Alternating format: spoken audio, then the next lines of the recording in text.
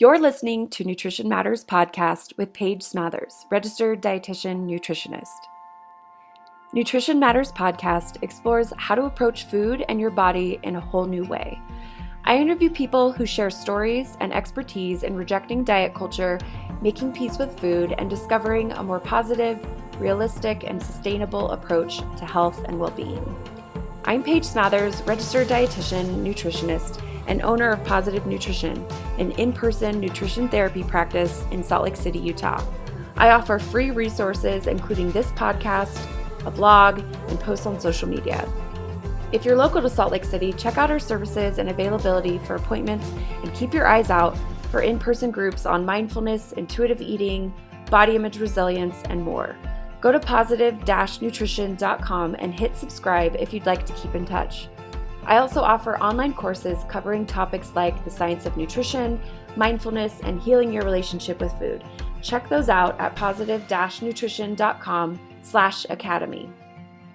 If you like what you hear on the podcast, you can make a difference by leaving a review, sharing with friends and family, or making a donation. Thank you so much for your support. You can also find me on Instagram or Facebook if you'd like to have a little more food for thought at Paige Smathers RD. Thank you so much for listening. Hello, everyone. Welcome to Nutrition Matters podcast. My name is Paige Smathers, and I am your host, and I'm stoked to share this conversation I had with Kimmie Singh with you. So let me just introduce Kimmie really quickly.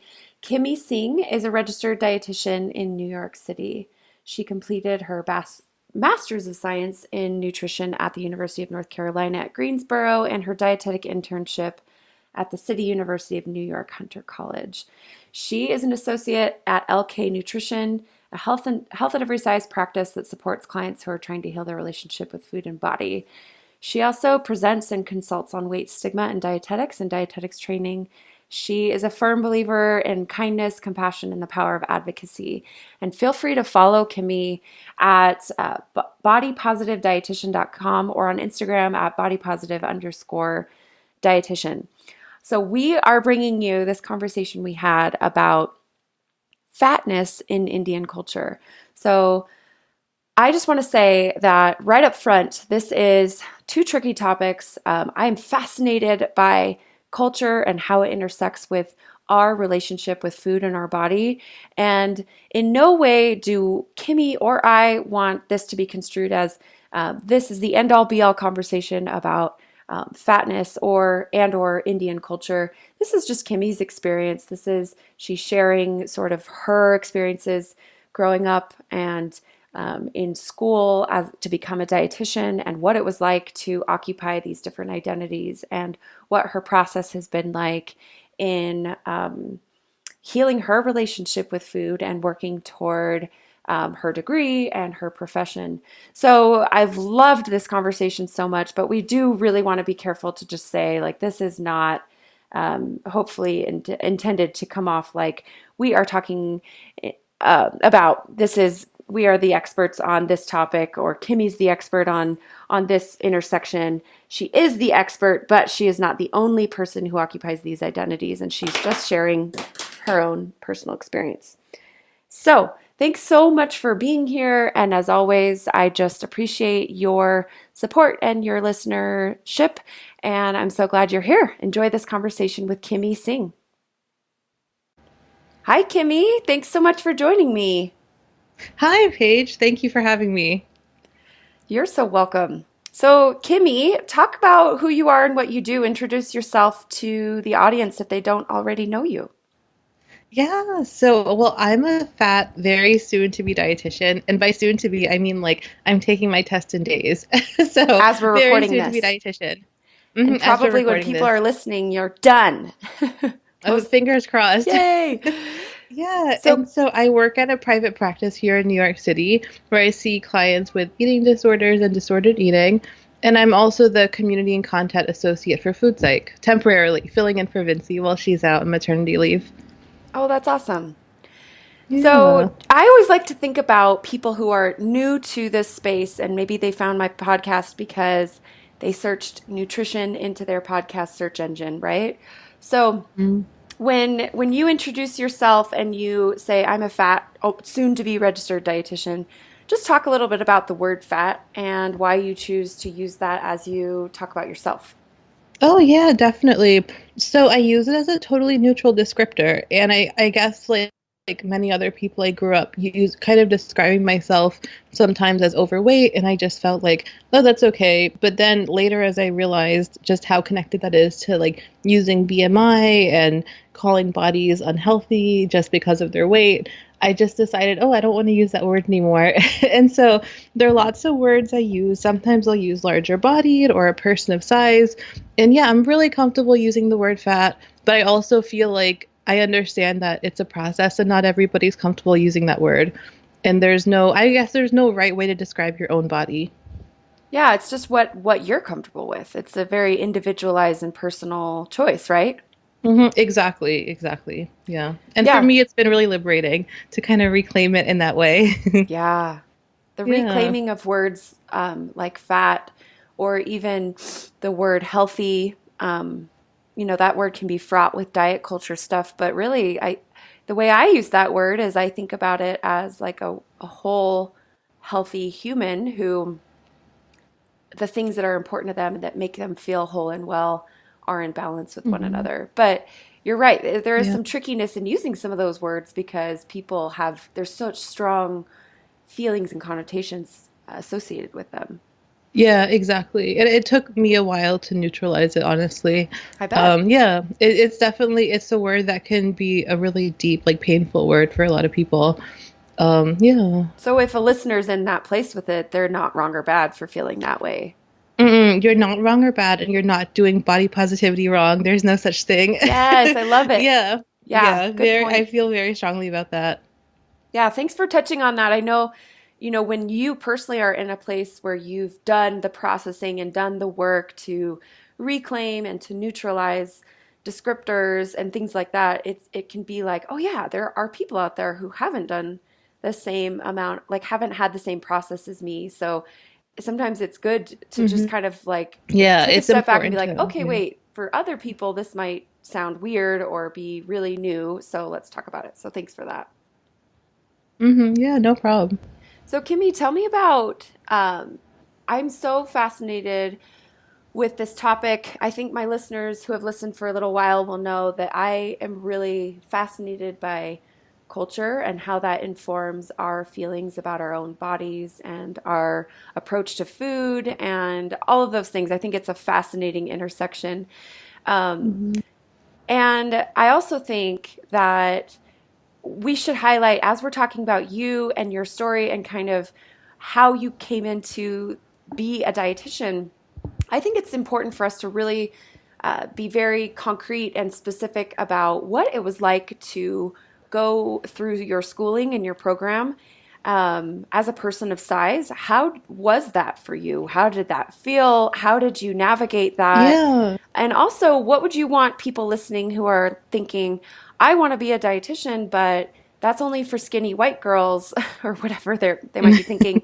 I would Yeah. love to hear kind of what you would say about that because I know that comes up quite a bit. Of course. Yeah, well, there were a lot of hurdles, and there were times it felt like, oh my gosh, do I belong? Is this a terrible career idea? And I mean, I will say, like, on my first nutrition class ever, I remember the professor joked about just like, oh, I miss the days when you didn't have to kind of like be so quote unquote politically correct and you could just call people fat. And like, he wasn't reclaiming the word, like he was saying it in a really negative way. And so this was kind of my first introduction to this field in a professional way. And so it was definitely kind of like, oh my gosh, this is going to be terrible. And honestly, like throughout my time studying and getting my master's, wasn't all terrible. Like there were at the beginning, it felt really difficult. And then, like, I would say not too soon after, I started to meet local health at every size providers, and they were so supportive. And so having that close support made a really big difference. And I slowly became like more vocal in my own department, and I started to get support from professors in my department. And so, like, I mean, one of my professors ended up throwing me a bridal shower. And What? yeah, and like another professor, like, I know she's very committed to discussing weight stigma with all of the dietetic students.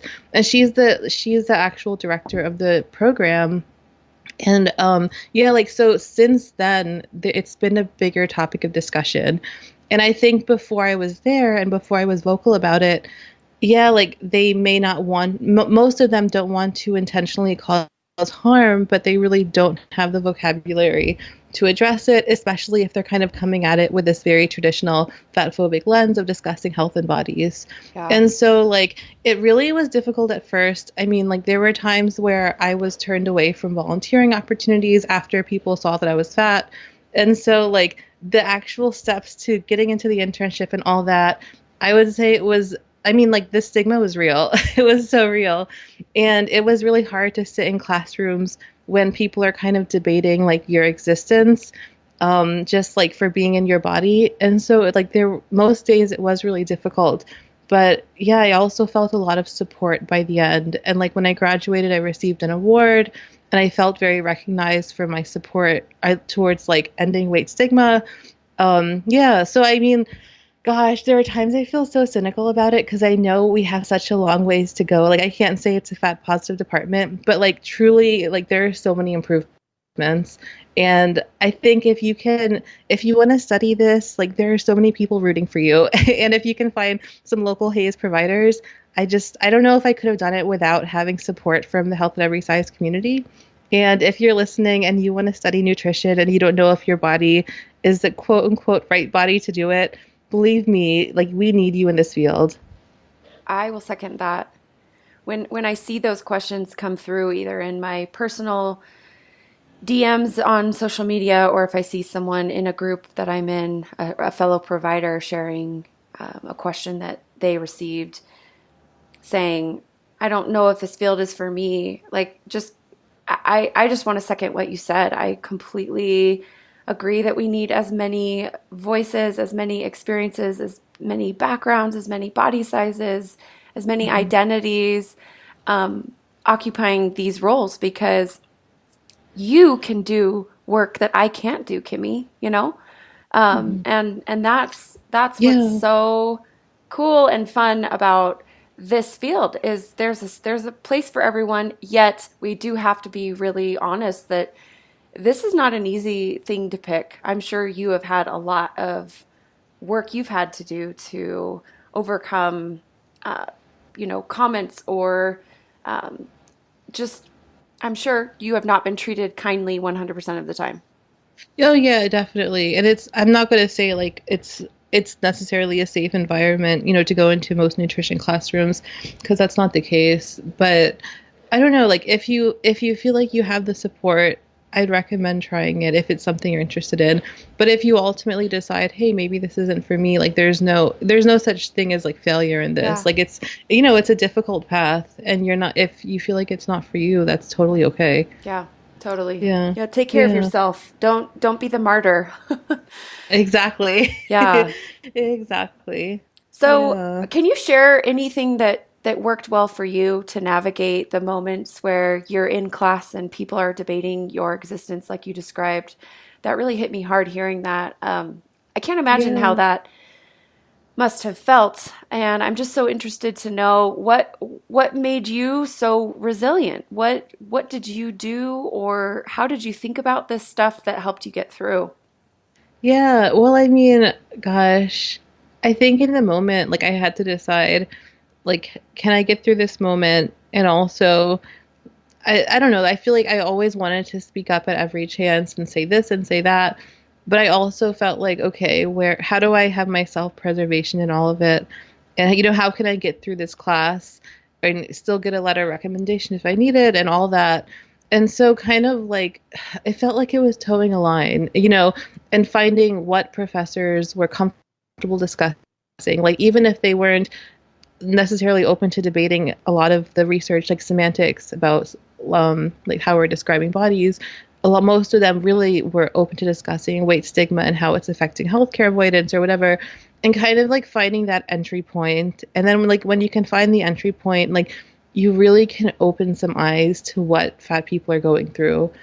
Yeah, and I guess Gosh. And like I'd also recommend if you can like just be in contact with people that are like-minded because it can be really overwhelming if that's all you're hearing and those are all the messages that you're seeing. So like in real life, like in your real community, to be in touch with people that are really supporting you through this, like that was so important for me. I love it. So it sounds like, kind of, if I could summarize what you're saying, it sounds like picking your moments that make sense, that aren't going to be detrimental for you as a student, Hmm. but maybe kind of holding back sometimes to in self-preservation, or just because it's not worth it, or because you just don't have the energy that Hmm. day, and being okay with not always being on your guard and educating everybody, but holding your head Yeah. high and just saying, like, I deserve to occupy space in this classroom just as much as anyone else, and I don't need to debate that every second. Oh, absolutely. Yeah. And I mean, like, if it was a day where I went through my internship and I just had a full shift at the hospital and I had to pull an all-nighter tonight and I'm studying for a quiz and I hear somebody say something fat phobic, like, oh my gosh, I just can't give them the energy. I can't do it that day. And that's okay. But then But maybe all, bringing that to your health at every size like community in person and be like, oh, this happened at school, I'm so bugged, and they're like, oh, yes. we hear you, we're here for you, Mhm. we support you, kind of thing, right? Exactly. Yes, exactly. Yeah. Having that outlet somewhere else. Yeah. That sounds like such a good balance. And I think what's so tough about this, I would imagine, so obviously not speaking from experience here, but just kind of putting myself in your shoes, I just feel like you have to, in order to do what you're saying, to kind of like pick your battles and to stand up for yourself and to say, hey, weight stigma is real and look at this research. Um, when you raise your hand and say that in a classroom setting, everyone's going to turn and look at you and see your body. And you have to have done some work to be able to be that person who, like, I don't, who's brave enough to use your voice and still brave the judgment or the looks or the whatever else might come as a result. And I just mad props to you, Kimmie, because it sounds like you helped make your department a better place. Thank you. Thank you very much. And that's, yeah, that's something I've heard from other people. And it feels very surreal now. I mean, I'm just a regular person, but if I could do it, like you could do it, anybody else could do it. And yeah, thank you. Yeah, that's awesome. Mm. Oh, I love it. Okay, so tell tell us a little bit about our topic for the day. You and I were corresponding, and I was like, Kimmie, you've got to come on the podcast. What should we talk about? What are your favorite topics? And you gave me a few choices. One of them being fatness in Indian culture, and I was like, yes, let's talk about that. So, will you just kind of introduce us to this topic? Talk about what interests you about it, why it's relevant to you, and kind of maybe some broad strokes, and then we'll dive in. Yeah, definitely. So I'm half white, half Indian. And I guess like I mean, I feel like with my racial identity, that's one really interesting thing to explore.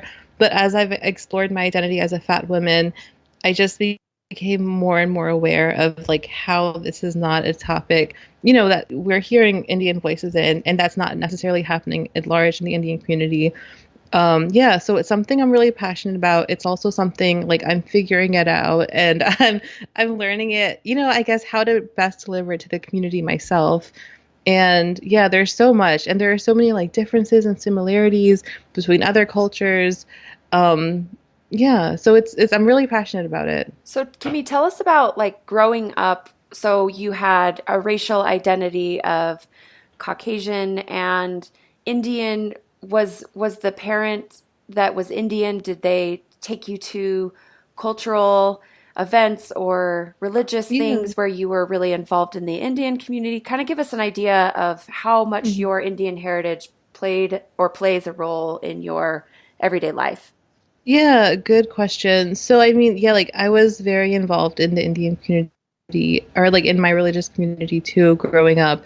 And like my grandmother lived with me for most of my childhood, who from my Indian side. And it definitely had a major role like when it comes to certain topics. And then there are other topics where I'm like, no, I don't know if it necessarily. So it depends, I guess, what area of my life. But it was such that I felt like I was a member of the Indian community and I was definitely affected by just like the ideas about bodies and also the ideas about what you should and shouldn't be doing, to be acceptable in this community. Yeah, so it So you was. had grandma around. Mhm. So that says to me, at least maybe someone who's uninformed with this, but that says to me that maybe there's a little bit of old school, like this is how we do it. This is the Yes. tradition. Was there a dynamic like that there? Oh yeah, definitely. Oh, for sure. Especially when it comes to like women in America. I guess like one thing I feel like I've heard a lot was just how much easier it is for women here or girls. And yeah, totally. Okay. So what were the messages that you absorbed about food and bodies growing up in like that Indian cultural kind of heritage events and cultural things that you participated in, religious ritual or hmm whatever it might be? How did you absorb these messages and what were they? Yeah, well, so I guess like just painting the picture for you, my family was definitely working class, and I feel like, oh my gosh, so much unresolved like transgenerational trauma, and there was definitely this hope that they could like provide me with a better future. And so for them, a better future meant like, okay, education, like a good job, maybe like a happy marriage, and also like not being fat. And So so, is um, marriage a big thing in Indian culture? Is it like that is the pinnacle of life? yeah, well, oh gosh, for most people in India, marriage is just something you do aspire to.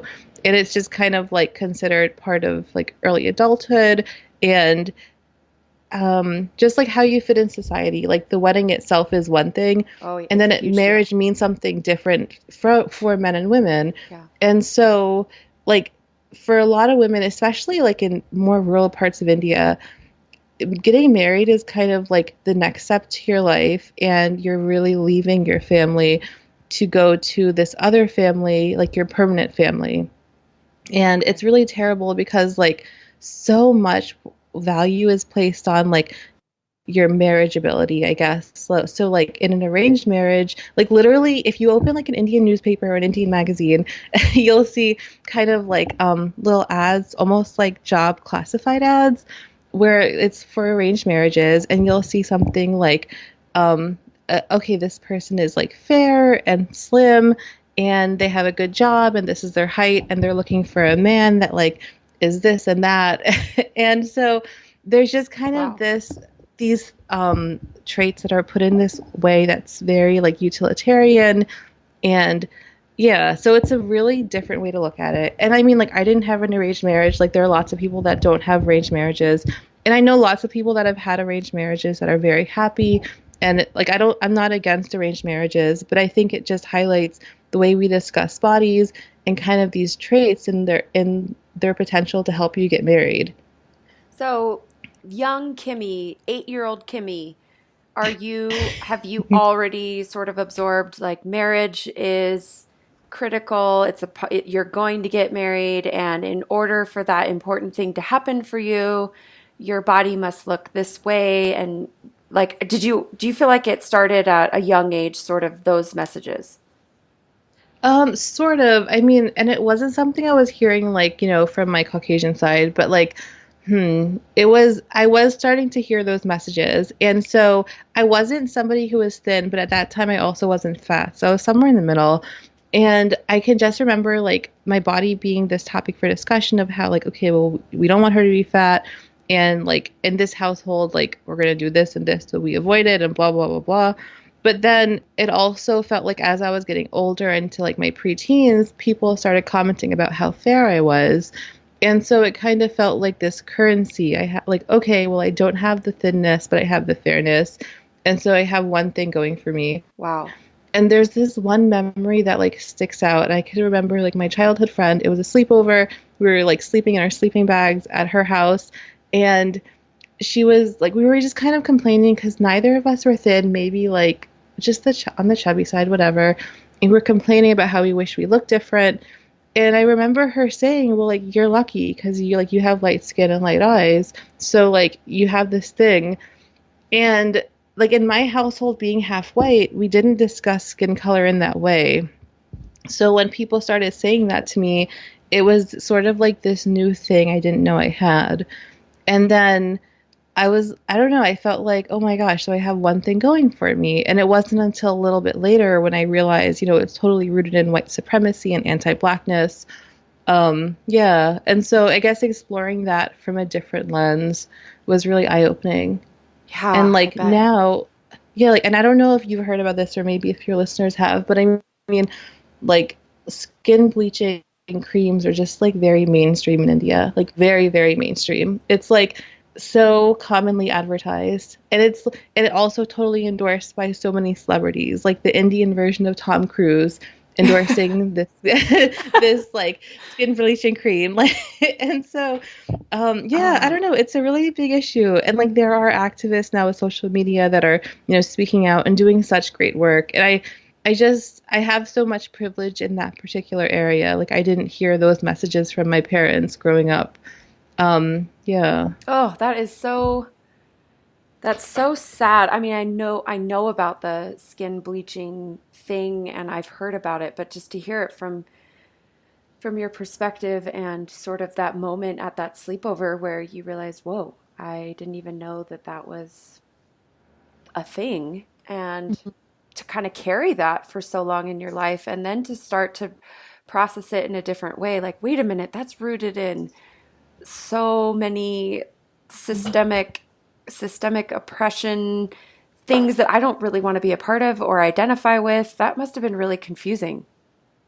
Yeah, no, definitely. And I guess like when I did learn about it, it was a little bit later. It was quite some time that I held on to that. And yeah, it was really confusing. And it also was another thing where the messages around skin color were different for men and women. Like in the part of India where I'm from, like I don't think it's the same in other parts of India. But so if you're a man and you have darker skin, like people aren't necessarily commenting on it in my part. But then if you're a woman, it's like, oh my gosh, you need to stay inside, you can't get too dark, blah blah blah blah blah. And yeah, there's so much to it. And it's not even, it's not my story. Like I only know so much from not having it as my lived experience. But it's just very mainstream and it's not really being debated about like if it's okay or if it's racist. It's just like, no, you don't want to, just like you don't want to like get sick and have a cold. That's something you don't want. Like you don't want to look dark. Like it's just something that Yeah. is seen as such a black and white truth. I had a friend in high school who was of Indian descent, and I remember she quit the swim team because she was getting too dark.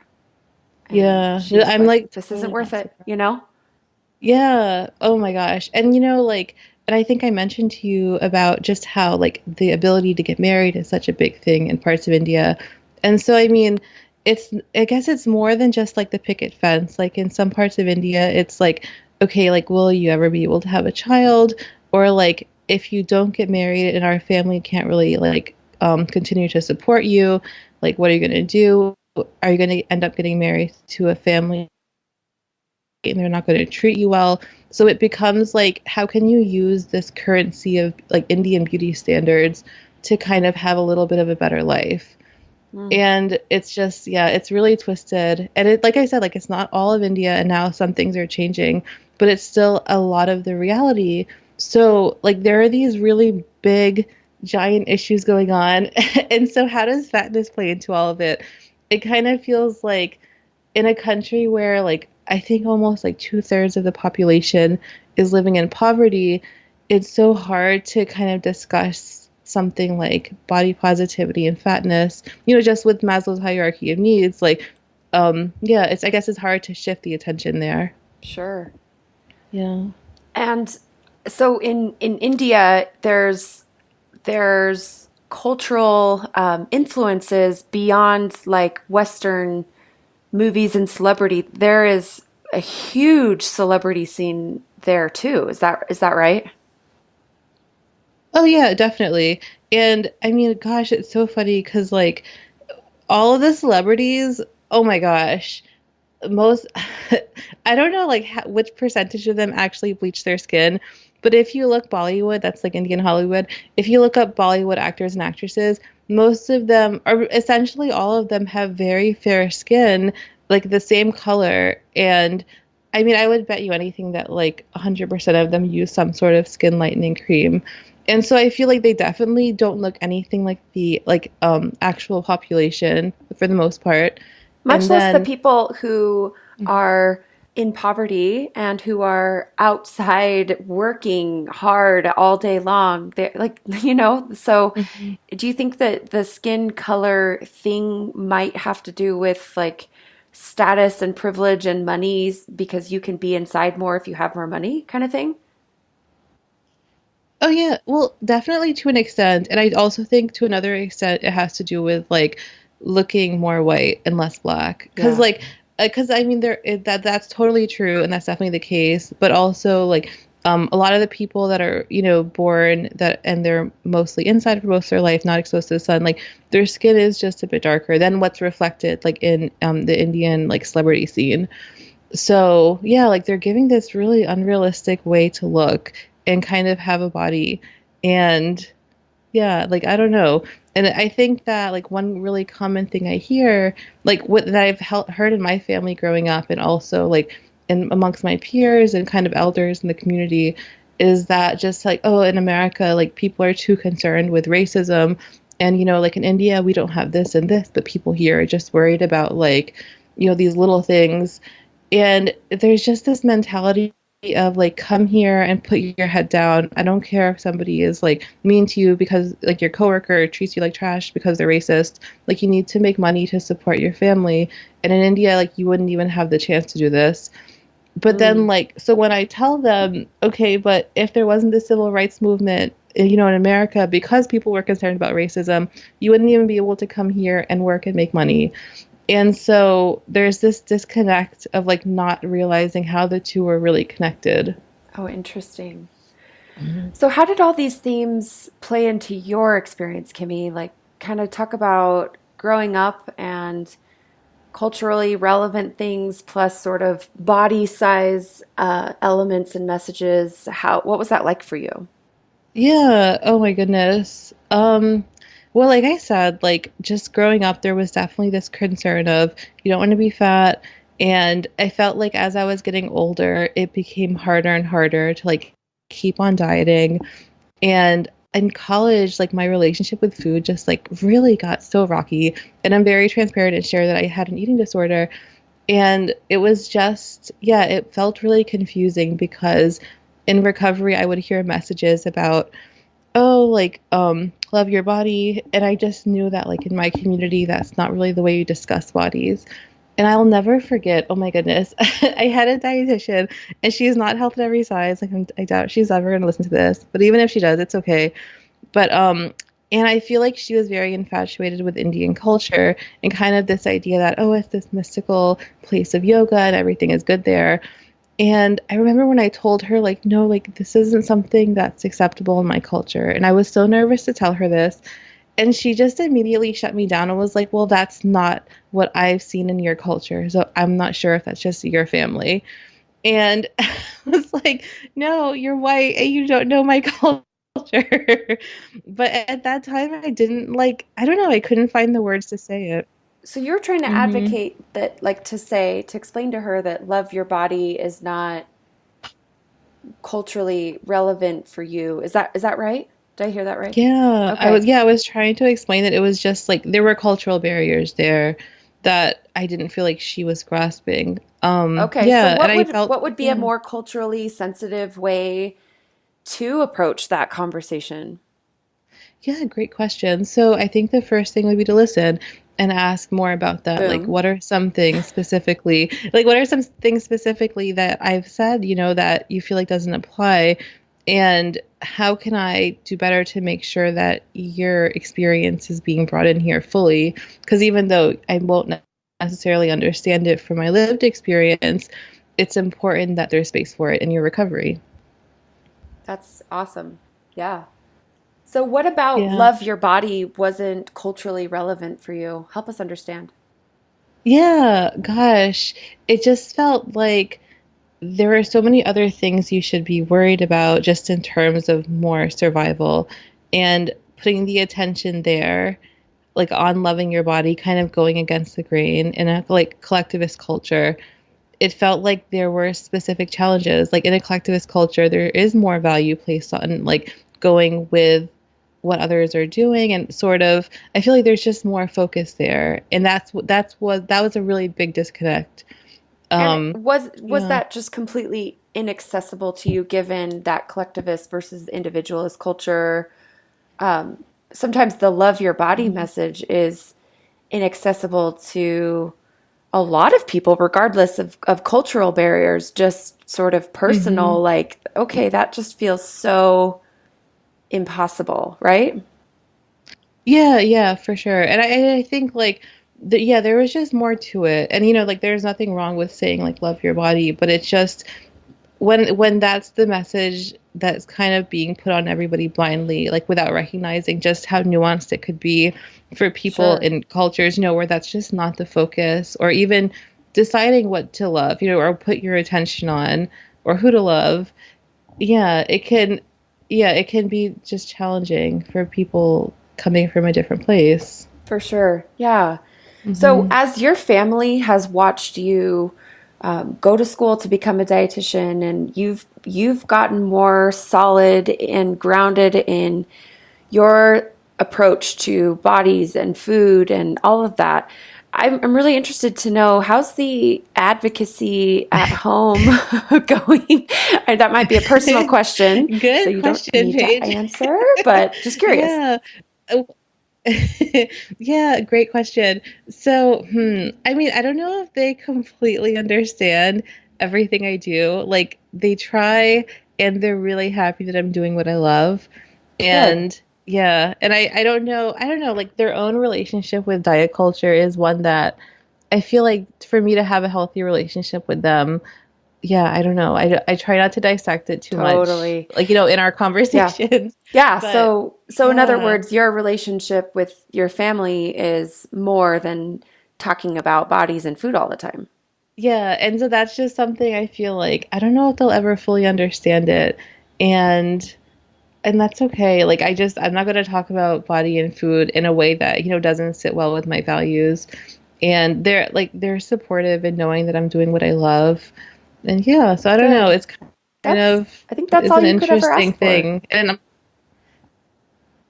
yeah, for sure. And it might change in a different way in time. Sure. We'll see. And I always tell Yeah. people too, like, it's hard for me to talk about this stuff on a personal level with friends and family. It's what I do for a living, and I'm good at explaining why I approach things the way I do, yada yada. But when it comes to, the family gathering and everyone's eating food and hanging out and having small talk, like you won't find me, Yeah. challenging when they say stuff like, "Oh, this food is so bad. I'm being so bad today." Like, I mean, I just Mm. kind of let that stuff go because you're right. There is sort of a barrier between, okay, I'm off duty. I'm hanging Mm. out. I don't necessarily need to be on Yeah. edge all the time, right?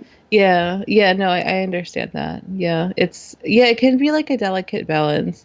And I really think something that's been helpful for me is that I feel like in the conversation, if I interject and say something right away, I feel like it falls on deaf ears. But like if it's a conversation later, or if I kind of bring it up at a time where it's more one-on-one, it feels like it's helpful, if even if it's not for changing their mindset, but just so they know, like, okay, this is her stance on this.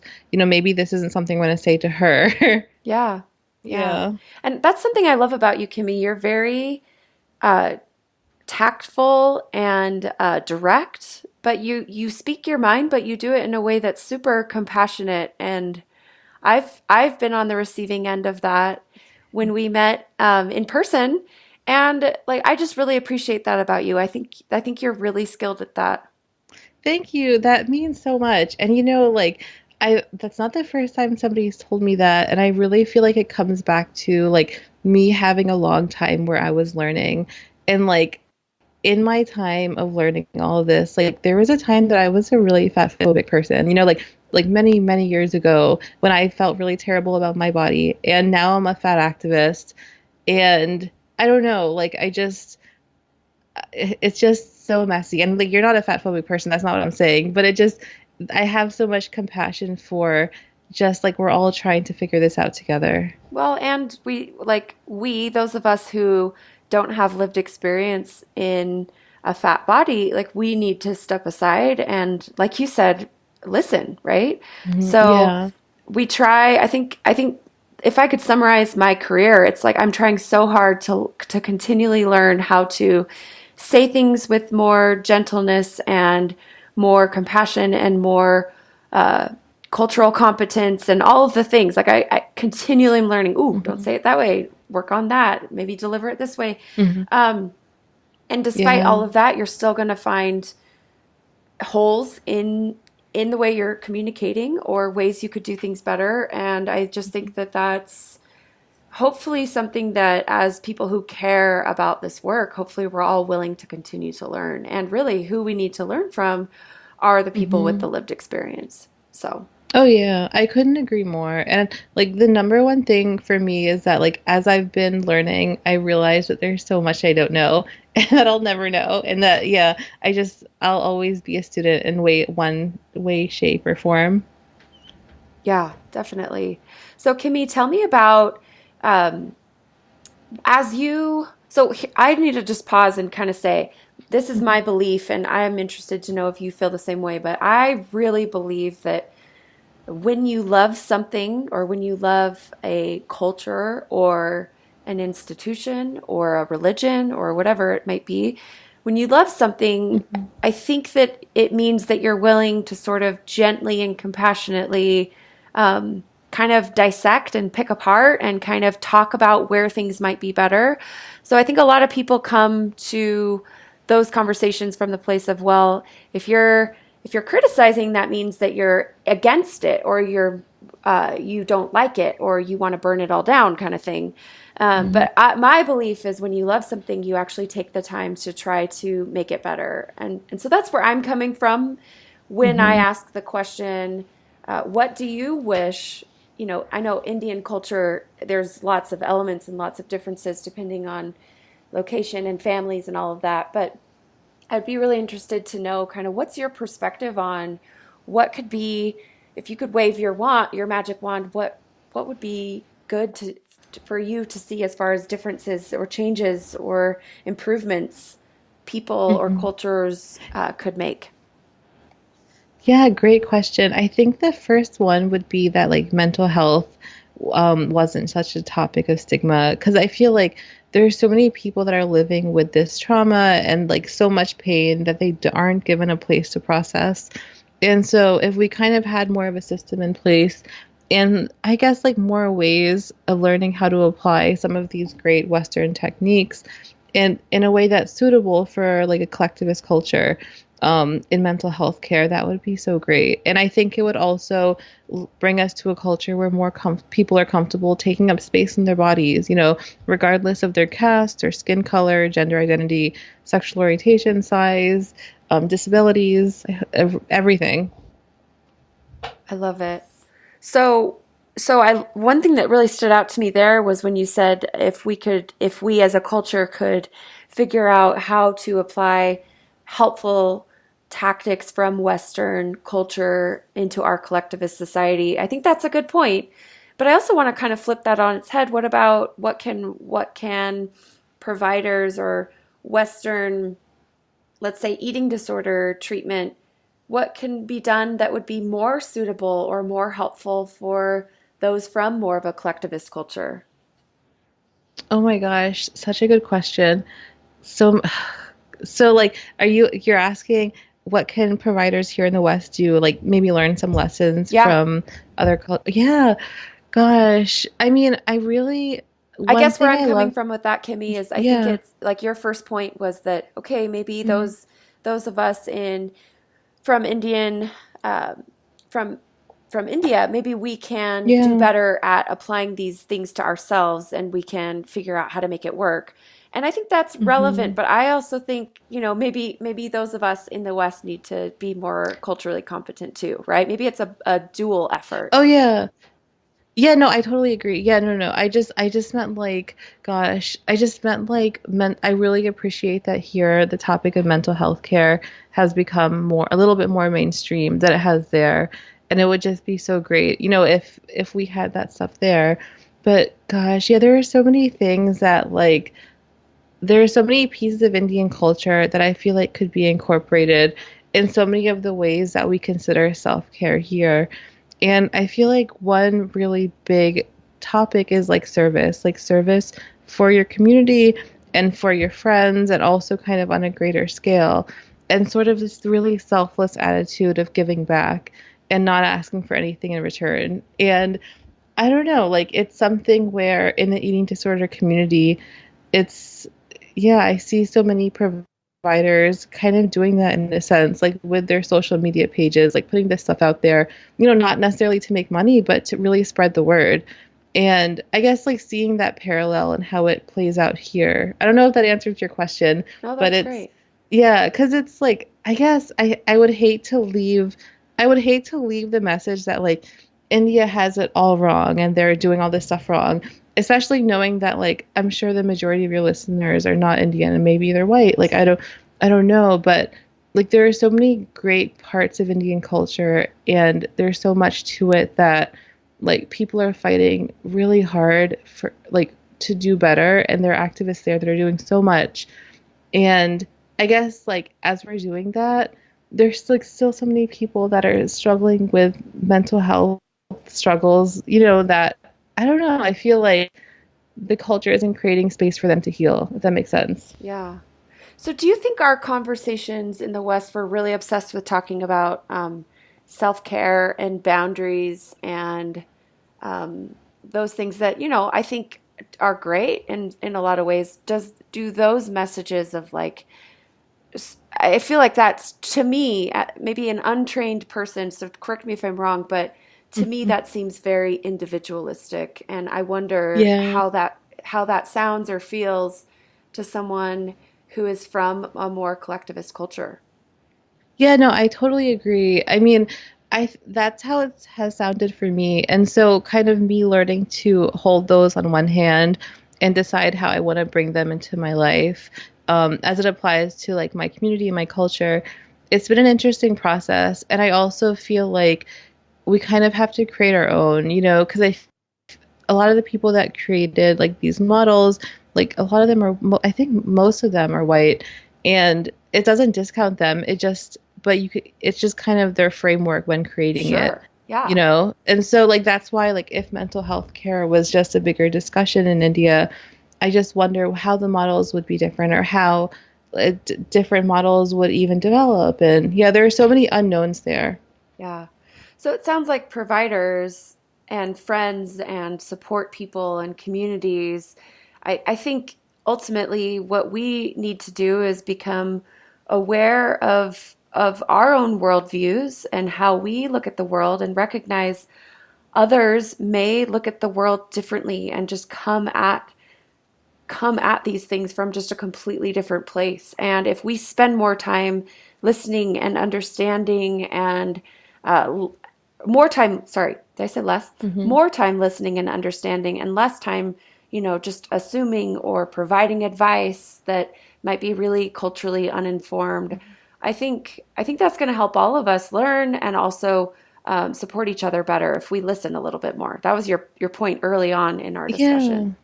I completely agree. Yeah, like listening and like kind of being curious about stuff that may feel really confusing and really like just, yeah, not what you're used to hearing.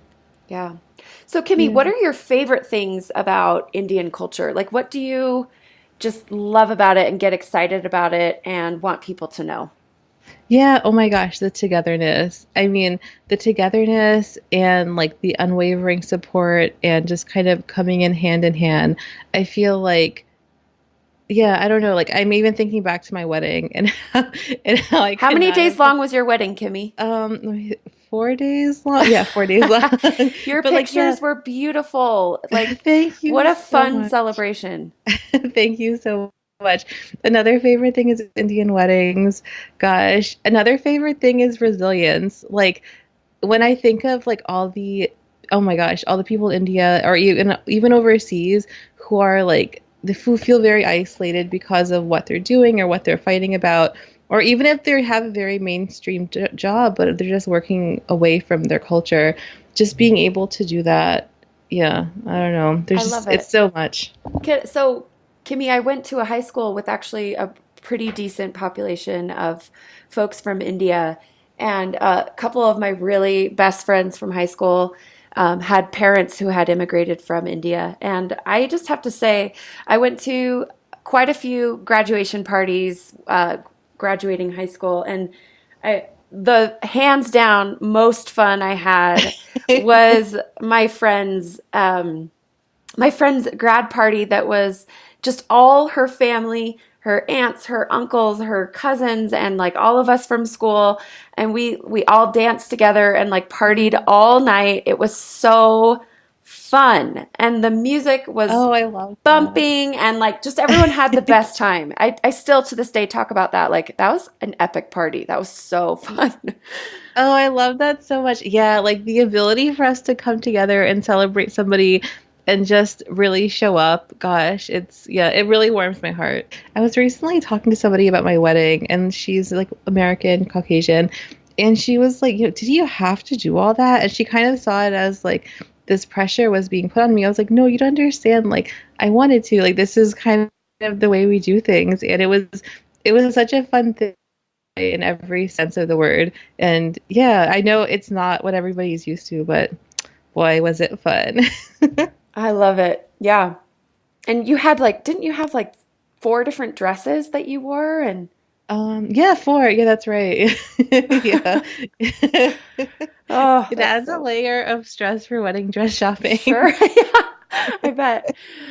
Yeah. Oh, well, I love it, Kimmie, so much. Is there anything else that you would like to share? Is there anything else we kind of didn't hit on that you'd like the listeners to know about this topic that we covered today? I don't think so. Yeah. I mean, I hope that like the listeners walk away with it. I guess don't walk away from it thinking, oh gosh, like these poor Indians, like they're doing all these things wrong. It's just like these are issues in the community, and I'm hoping that, the people that are Indian who maybe are in recovery, who don't feel like their voice is being heard, from their providers, or feel like they're the only ones going through this, that they know that they're not alone. So, Kimmie, just to kind of hit on your concern about people hearing like, oh, these poor Indians. My strong opinion is that people will hear your story and hear what you've shared today, and regardless of their background as the listener, I think people will really resonate and relate to so much of what you've said. I think Yeah. it is not unique to Indian culture to have profound pressure on marriage and on then what does that mean about bodies and what does that mean about my eating and my relationship with food. I think that there's a lot of themes in what you shared today that is very much relatable across many cultures. So, Yeah. yeah, I think you did a great job of explaining so much of the fun and the good and the wonderful and the really good work that's being done in the activist space. But also like, okay, if I could wish that this culture would improve in this way or that way, some constructive criticism is always good to kind of get us thinking and to see how we can strategize to be better. And to me, that's hmm just a really fair, balanced, reasonable way to talk about this. So I really appreciate Yes. that. Very true. Very, very true. Well, thank you for your support and for listening to me talk about it. Thanks so much, Kimmie. It was so nice to talk with you. Well, I sincerely hope you've enjoyed this conversation. If you haven't already, please go ahead and leave a review on iTunes. Thanks again so much for listening, and we'll see you soon for another episode.